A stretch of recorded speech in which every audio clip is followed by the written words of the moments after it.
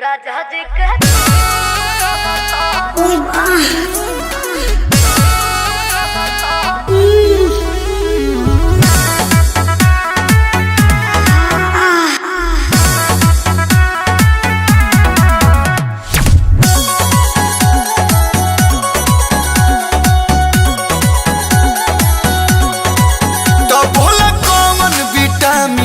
dose ले बेलू जानू हफ्ता में आके रोज रोज ले बेलू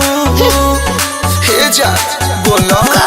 तो बोला कौन विटामिन के डोज ले बेलू जानू हफ्ता में आके रोज रोज ले बेलू भइलू पियावा के घरे जाके गो राजा जी कह तू रोलो सौरिया राजा जी कह तू रोलो सौरिया उठला करा दिया पोरे पो लोहे लोहे बाथला कमरिया कोरेला खटिया पड़ी सो राजा जी कह तू रोलो सौरिया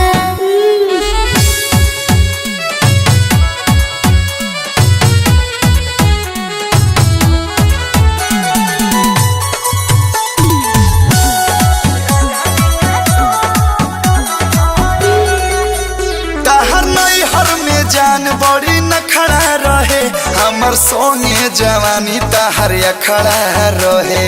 काहो जान मन भेलो खरो तबा को हां चुमल के बोथबा तो नाचो तारू जैसे बनावा में मोह राजा जी के तू रोलो सौरिया राजा जी के तू रोलो सौरिया उठला दरा दिया पोरे पो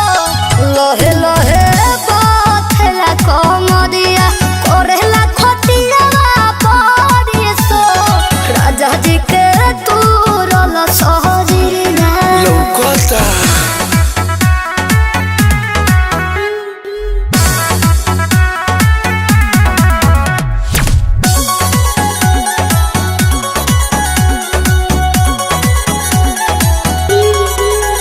रोजो सोइया के संगे तू सेज करे लुकिया तवारो के प्यार परहेज करेलू